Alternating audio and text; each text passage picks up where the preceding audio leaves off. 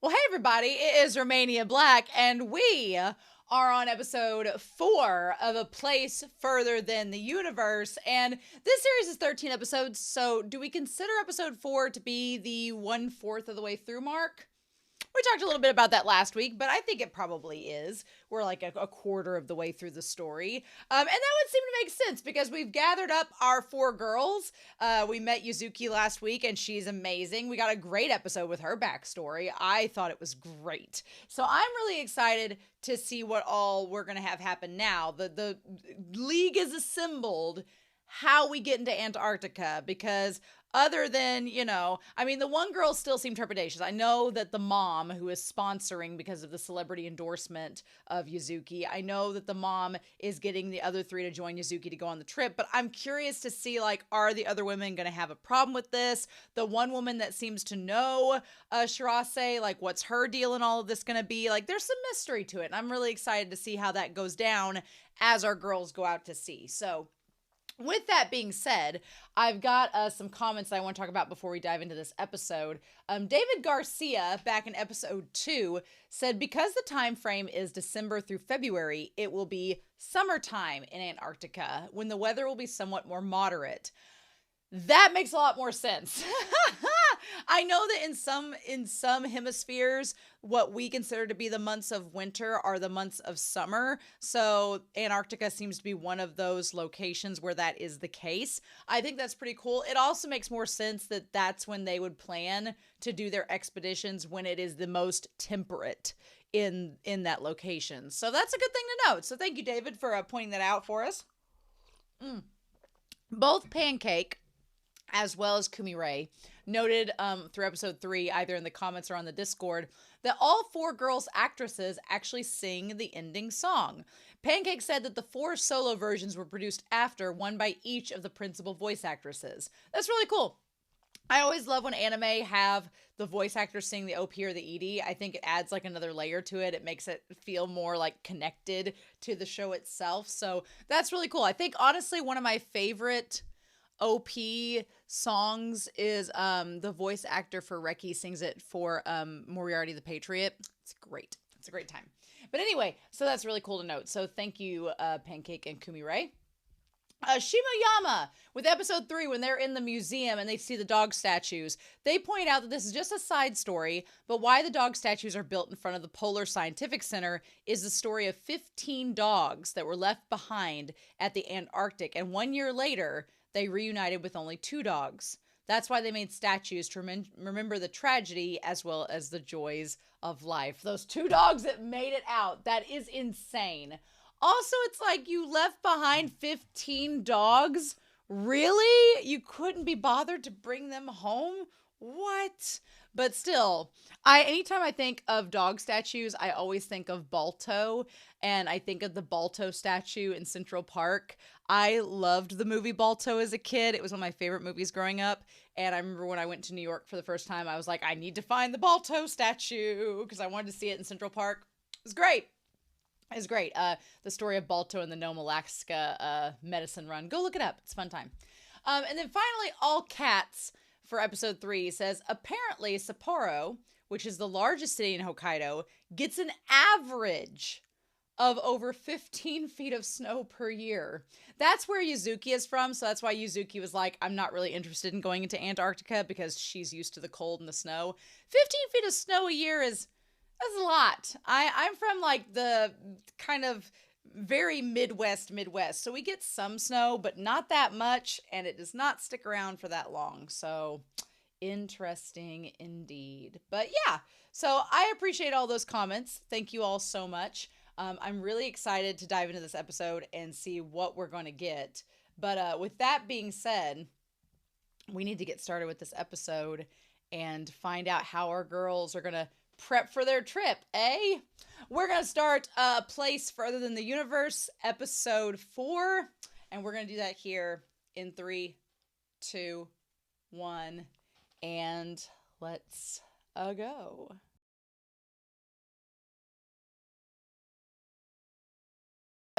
Well, this was a fun episode. I like the fact that they're training to go to Antarctica because that makes the most sense. And I like the practicality of the training, that it's not just a lecture, but it's also not just, because when you think about it, one of the nice realistic things about this series is they establish they don't have a lot of money. So this is not like NASA style simulations and training. It's like, no, very practical, down to earth, realistic life skills that you can implement without a lot of money being spent. You just need some flags and a compass and a flashlight, and you send them out there with a simple task and say, here you go, figure it out.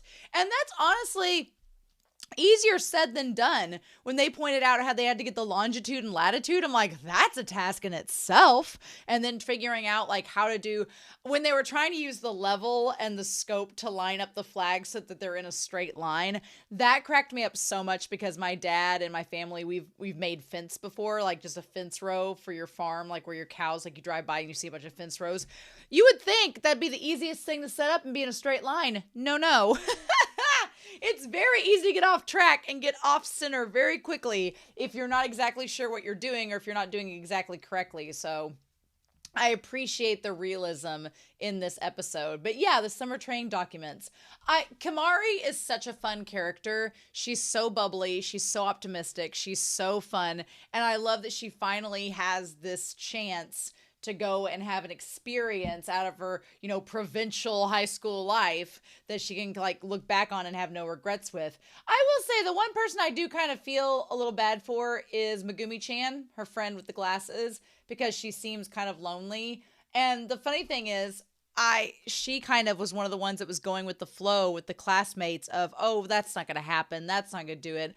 And there's a part of me that wonders like if her own insecurity was holding her back as well, or if she kind of feels like, Kamari is like doing this really awesome thing and like, I wish I could have jumped off with her. And I felt bad for her at the very last scene where she's by herself and gets the text. I'm like, she feels kind of ostracized. So I'm like, is she going to go on the trip with them, or what's going to end up happening with her? Her storyline is like so far in the back of the episodes, but I'm still really curious about Megumi-chan and like what's going to end up coming from it. So I guess we'll find out.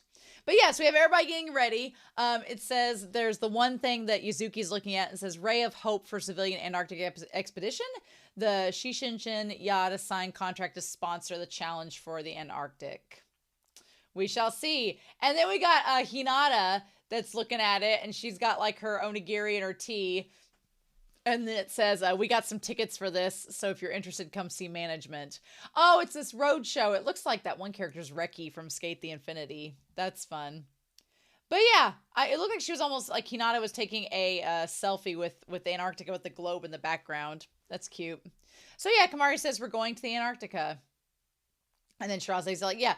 I like Shirase's attitude of with the girls. She's like, you know what? Let them say whatever they want. When we go to Antarctica and come back, we'll say in your face, we told you so, and see what they say. And I like Kamari saying, you're kind of a jerk. And she's like, yeah, no.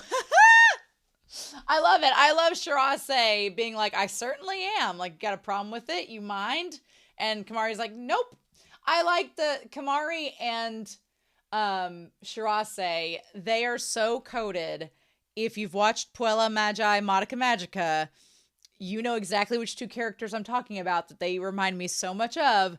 And I'm like, show, I need you to do me a solid and not go the route of Puella Magi Madoka Magica. I need you to do me a solid, show. I need you to do me a solid. And so if you know, you know, but I'm like, I'm going to need you to have a better ending.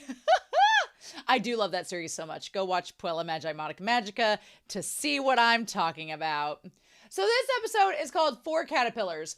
The stage 4, this is my favorite opening title card right now. It's so cute with them wiggling in their little sleeping bags. That's so cute, like little caterpillars. And there's the snowman and that hashtag shut up, hashtag in your face, hashtag compasser, which is Kamari.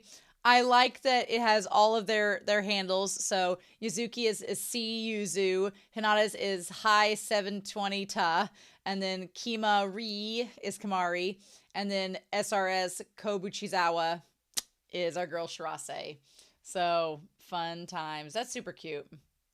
But yeah, so this is always check the lower door before closing the freezer door. Yeah. So the teachers are like, okay, so you're sure about this? You're going to need 2 trainings off and then you'll be taking off starting in December. And they're like, yes. So there is this paper that says, I hereby grant permission as guardian of your student, Kobuchizawa Shirase, for them to take the following time off. And it says, students class, year 2, class 2, Kobuchizawa Shirase. Guardian name is Kobuchizawa Komi. I'm assuming that's like her aunt or grandma. To join the civilian Antarctic expedition. Challenge for the Antarctic team. Now, I will have my little theory about Totogin in a little bit, but Kamari realizes she's not asked her mother for permission. I don't know where my mind went. For some reason, I forgot that we had Kamari's mom mentioned and featured at the very beginning of the series. I forgot about that for a hot second. And so with Reen, I've also forgot about her sister Reen for a hot second. I don't know where my mind went. It went to Antarctica and back.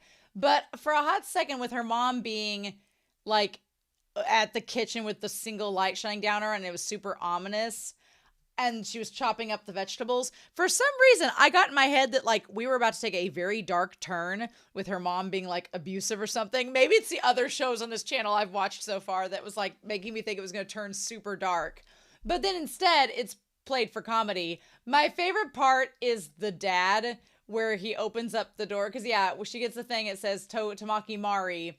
Yoko is giving the guardian's name. She's like, wow, you went ahead and filled this out, huh? My favorite part is where she has a ladle and she's getting her cornered to the door.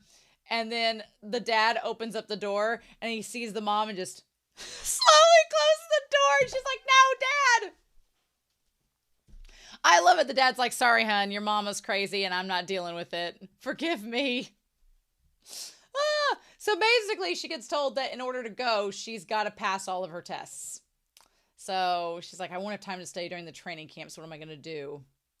It's a 4-day, including the weekend, and then I'll be off through Tuesday. And Megumi's like, are you sure about this? I'm read that they're not even sure if the boat will leave the harbor. Megumi is such an interesting character because she seems like she's lonely. She seems like she feels left out, and she's kind of envious that they're going. But she also feels like she's finding every possible excuse for it not to work out. Kind of like what Kamari talked about at the beginning, what she usually did, but she was trying to break away from that habit. So that's so interesting. She's like, if you work too hard and it doesn't go through, you're going to really regret it.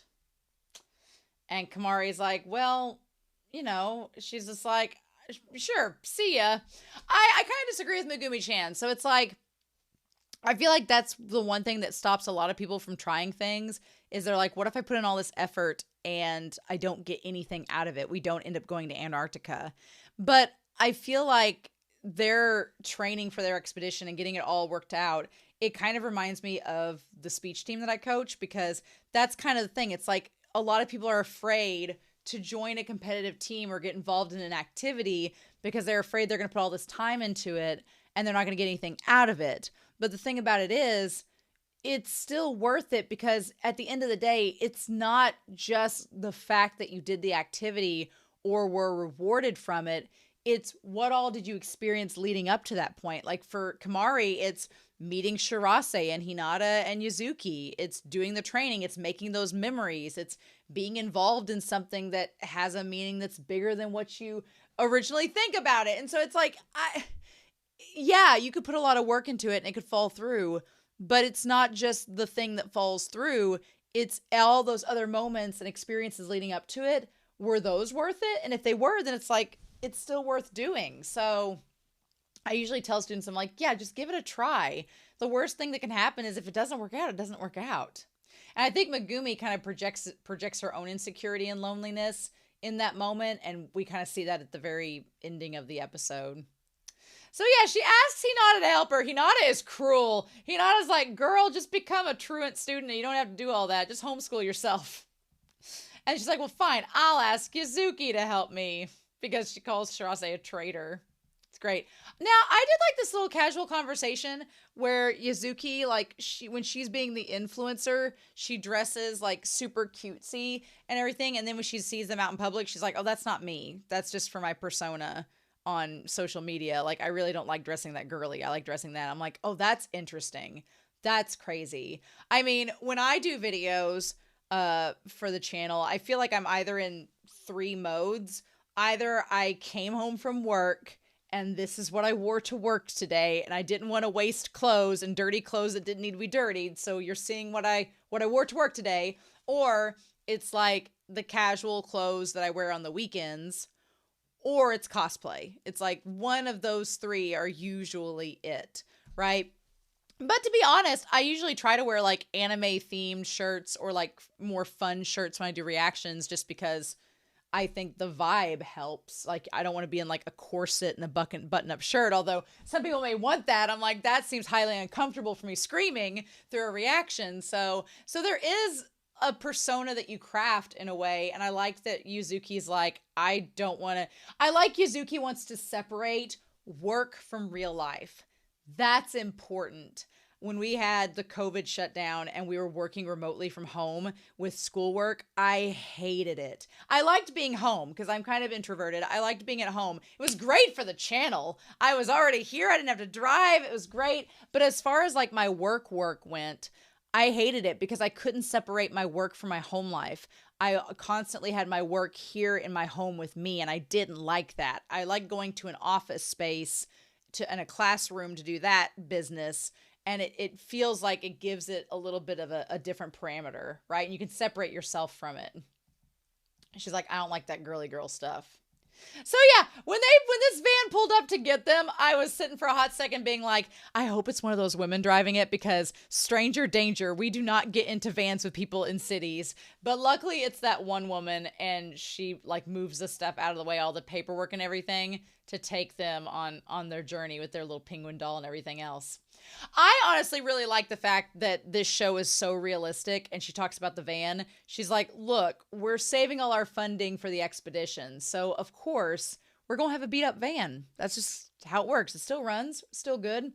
It gave me vibes of Jurassic Park. It gave me vibes of like Dr. Sattler and Dr. Grant, who are the two archaeologists, and like how they were like funding their expeditions and everything. It gives it a more realistic touch, basically. So yeah. And so then she's like, all right, you all, let's go. I love the little do not insert tape post-it note. I love that. And there's the remote on the dash. There's a turn signal. I think that those are all such cool little touches. So yeah. And then they head to the mountain lodge, which is cool. I love it. The 100 Mountain Lodge. Altitude is 3,026 meters. I want meters to feet conversion. So 3,026, is that correct? 3,026. So, oh wow, it's 9,900 altitude. Ooh, that's a pretty high altitude. Holy cow. All right, cool. One thing about high altitudes is, one, I would get a headache very easily because the pressure would just like, but also when you're at that high of an altitude, the air gets thinner, and so it's harder. Like your breathing changes, the way that you get oxygen changes a little bit, and so like your throat can get drier. You might get nosebleeds. Like I want to see, what was Reno? We went to our national tournament last year. It was in Reno, Nevada. Altitude. What is that one? Oh, wow. Okay. So Reno's altitude, we went to nationals at Reno, Nevada last year in the United States, and its altitude is 4,500 feet. So this is nearly double that. And I will tell you, it's like it's in a valley, but it's also on a mountain at the same time. It's elevated, right? It's elevated. What was interesting was, compared to where we are originally from, that altitude did make a difference. Like, I had a lot on our team that like had to adjust their breathing, had to figure out, like, some of them had nosebleeds. They had you had to adjust to the altitude because it did make a difference. And if this is twice that amount, that's crazy. That's actually, and it's good training because Antarctica is probably going to be in a similar harsh environment, which is great. So the station handbook, I like the fact that they go through and they talk about all of the safety features, because they are high school kids dealing with harsh conditions. So, and then they showed a map of how many different countries have staked claims in Antarctica or have built up stations, which I've seen pictures of. And I kind of showed you all a few episodes back some of those. The Joint International Expeditions under the Antarctic Treaty System. There's a primary base distribution. Countries participating in Antarctic expeditions. There's 29 with 20 wintering stations. There's the Antarctic Peninsula, the Queen Maud Land Antarctic Treaty System, Asuka, Mizuho, the Prides Bay, Dome Fuji, and the Ross Sea. Interesting. It's kind of cool that all these countries have set up bases on this same piece of land. In a weird way, it's like, I'm not going to say it's like world peacey, but it's kind of interesting that you have all these countries just with like little flags and stations set up on the same continent. It's crazy. The fact they have to memorize them all. Now, Kamari seems really gung-ho about all the memorizing, and I'm sure she's going to be fine with it, but I was like, girl, you got to pass all your exams first. I also like this little lodge lobby that they're in. It looks super cute. So yeah, and then the captain, Toto Gin, shows up. Now, I'm going to be real with you all. I had a theory at the very start that Shirase had two moms and that she was one of them. And she was joining in and was like, because she seems to have an investment based on having the picture of Shirase and her mom. She has an investment in her high school friend and her relationship with her daughter. So she's also really cool. I love her design and everything with the mole. I'm curious about when they got to this part of the slide, they showed a few things about it. It said whether we're members of the team and researchers or just those accompanying us, you're all going to be held to the same standard and have many things to accomplish. She's like, look, just because you're in high school, you're not going to just run around and do nothing. We're going to have you help out. But she says the ABCs of Antarctic expedition: always follow procedure, be alert at all times, common sense. Like, just think it through, right? So I like that she emphasizes, like, it's gonna be okay. But then there's this list. It says, 1, I want to live. That seems huge. 2, I want to know. I want to be cognizant. 3, I want to keep my team together. That's huge too. All of these apply on the Antarctic expedition. And really, you have to want to live. And that sounds so dark and grim, but if you're in a life or death situation, you have to have the resolve that I'm going to pull through this and I'm going to survive. And it says all these apply on the Antarctic expedition. No matter what, you must survive and come home alive. Eagerly pursue knowledge and new experiences. Last, I hate the word lastly. I'm like, it's an adverb on top of an adverb. Why are you making it more of an adverb? But lastly, never leave a member of your team behind. As soon as she posted all this and went through it, I'm like, but did you leave the mom behind? Or did the mom lose the will to live? What's that? There's an unspoken tension there between Toto Gin and this presentation and the situation between her and the mom that I am sure the series is going to touch back on, but we're not there yet. So yeah, also seeing Hinata with her hair down, super cute. So yeah, they basically are going through and testing the flashlights and looking at all that. And then the one girl asks Toto, are you surprised to see her? And it sounds like she didn't want Shirase to come along, but the other girl's like, look, I had nothing to do with her joining the team. I wasn't going to let her, but the social media girl got her on board, so she did that herself. And yeah, she is Takako's daughter after all. And they don't have much to say about that. That's so interesting. I want to know more about what's going on, but we're going to have to wait and see. It's part of the mystery they're building up, right? So they have a compass that's, what do they say there? That's GPS. Okay, so they do have one of those. And then they talk about having like a map, the flags. Okay. Now, I do think it makes a lot of sense. Even though Antarctica is flat, it is all white. So if you get stuck in a snowstorm or a blizzard, you need a way of tracing your way back. So that makes a lot of sense. I get that. And they're going to dig the holes to put the flags in. Okay. This was a really cute exercise. I like the idea that they went to the one part of the course and they had to zigzag around. I thought that was cute. And it was a good bonding exercise. It's a good way to trail and track like who's good at what, because Shirase is not necessarily good with the compass, but Kimari is good with the compass. So it's a good way to kind of test where your team's skills lie and make sure that they're like, so that everything runs as effectively and smoothly as possible. Also, I like that they are in their primary colors and everything based on what the OP has them in. That part's cute too. So yeah, I like the two older women watching them from afar, and the one woman's like, yeah, they're completely off base. They're off track, but I was when I was practicing for the first time as well. I like that. I like that they're, on board with this is a trial and error. This is, to have the mistakes now and not later on, which is fun. And then the one woman, Toto, she questions like, who are the others? And they know that Yuzuki is the streamer that's coming with them. But then they're like, I guess Shirase made a friend, because Hinata and Kimari are just friends that have been, forced to join along, but ended up enjoying it.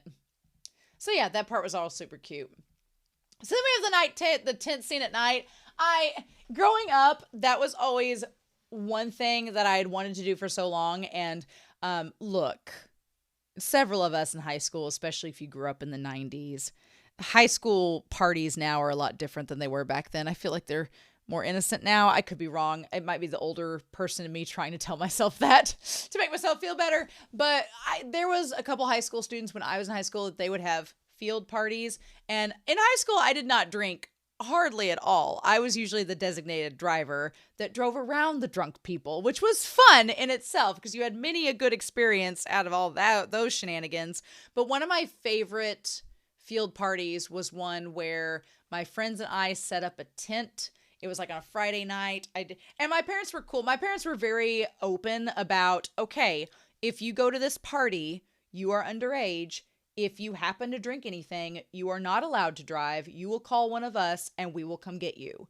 And my parents were really cool about like, we don't really want you to, but we get you're in high school, stuff happens. Don't drive. Call us and we'll come pick you up. And that's all there is to say about it. And I was like, cool. And they were always super nice. And usually I had a friend. We usually in our friend group had somebody designated as the DD that would drive all of us home. So it worked out anyway. I did not have to call my parents, I think, except one time. But they were super chill about it. And I remember that one weekend, my one friend set up a tent just like this. And everybody, there was like 8 of us crammed into this tent, guys and girls. And we were all in this tent and we just like hung out all night. It was so much fun. And then we all went to bed at the end of the day, at the end of the night. We're just like all passed out. It was so much fun. It was like this. And I was like Kimari. I had all this energy. I was like, I don't want to go to sleep. And I'm a night owl anyway, so I'm used to staying up really late. So I was like, oh, come on, let's talk and play cards and do all this. And so I could relate to her energy of just wanting to socialize with all of them and talking about how important that is. Like, I thought that was super, super cute. I really liked it. But Kamari is such an empath. She is such a, once she senses, like when her spider senses are tingling that something's wrong emotionally, she kind of gets down to the basis of it and what's going on.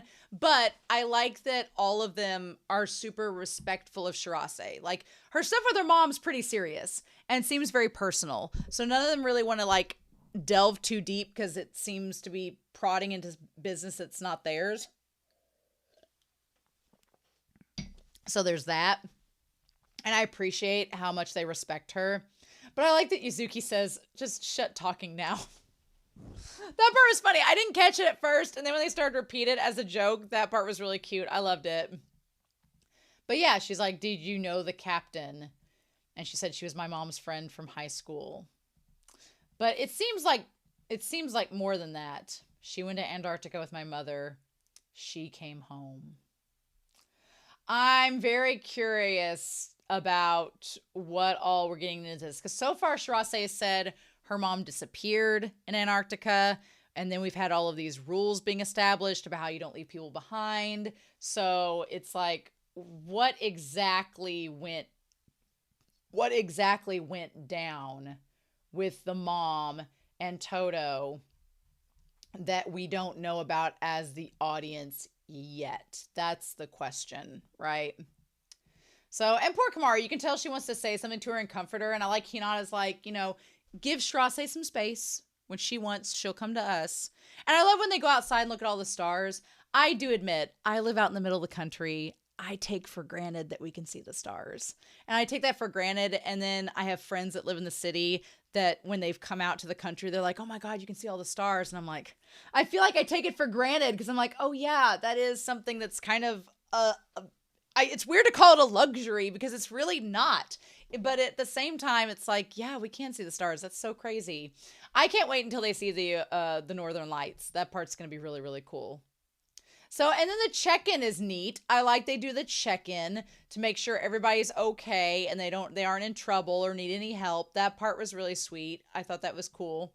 And again, they're at a high altitude. So, it would probably get cold at night and all of that. And then we go back to Shirase, which right now I think it's like only 8 minutes after 8, so that didn't take long. But she has the subject says to mom, dear mom. Has she been taking different pictures? Because the picture that she has there looks like it's from the side of the van. So has she just been taking different pictures the entire thing and keep sending them to her to like tell her that they're on their way there? Is that what she's doing? I'm curious. But yeah, I think that, of course, Kamari is one of the people that like moves around in her sleep, and she's got her like hand in between her and Shirase, and she's pushed herself into Hinata, which is fun. But I think it's also interesting that Shirase is like away from all of them. And then she gets up outside and sees Todogin looking at the horizon, which the view was beautiful. Gorgeous view. And the sunshine coming up with all the fog. It was so neat. And so I think Kamari, like, for a girl that started out this series being kind of relatively quiet, like, she just jumps right in and talks to Todo, saying, what was Shirase-chan's mom like? She said, all I can say about her is she was very strange. That, again, that seems so mysterious because they knew each other from high school. So that's really all you have to say. Like, I feel like there's so much more to it. And then she says, but, Shirase, in terms of inheriting things from her mom, definitely her stubbornness and conviction. She's her spitting image. I feel like also Todogin just met Kamari, and so she may not want to say too much about her because she doesn't know how much it's fine to say. But when she says that Shirase is trouble, the moment Kamari is like, well, isn't trouble just the best? I'm like, oh, I'm shipping Kamari and Shirase at this point, and I'm shipping Todo with the mom if we're going to go that route. Because she says a personality like yours will do well in Antarctica. And then she asks why she wants to go. And she's like, well, I was invited, but I decided to go because I didn't want to end my high school saying that I did nothing. And I met Hina and Yuzuki along the way, and I've learned stuff, and it's not just somewhere anymore. It is Antarctica. It's a goal. I love that. She's like, I want to go to Antarctica with all of you. She's so sweet. I love Kamari. She's the biggest ray of sunshine. I just love her. And seeing like the sunlight over all of it. Oh. And she gets everybody else out and they all climb to the top and look over it. It's beautiful. I love that. And it's just like to preface them going to see it. And the bookend we've already got where Kamari's like, we've got to go. We're going to go to Antarctica. I said at the beginning, I was like, is this going to be like a 3-act structure? And I really think it is. I think we've ended Act 1. We've got the gang together. We know about Todo. We know about the expedition. We're training for it. I feel like we've made all the introductions we need to. We've set up the conflict with Shirase and her mom that's unresolved and that we need to go to Antarctica to resolve it. And Kamari is getting her chance to do something outside of high school that she'll remember for the rest of her life. Like, we have set everything up. And now it's time for us to go through and let it all happen. Let it all take place. And I think that's going to be episodes 5, 6, 7, and then the rule of 8, my friends, I think will be the test next. But super cute, adorable. I loved this episode. This was a lot of fun. Yeah, this is a great episode. It was just this series so far, one thing that it does very well is it keeps the mystery going. It doesn't give you all the answers. You're still questioning some things, still thinking how some things are going to work out, but it builds and builds and builds upon itself and is realistic and cohesive. And I like that. It doesn't go over the top, but it's never boring. It's just solid. And I like that so far. So cool. Well, it seems like we're either going to keep training next week or get ready to go to Antarctica, I guess. I don't know. But we've got episode 5 next week, so I guess we'll have to find out. So in any case, I'm super excited to hear your thoughts down below. I hope you all have a wonderful week. Please stay safe, take care, and yeah, I'll be back very soon with more of A Place Further Than the Universe. Bye.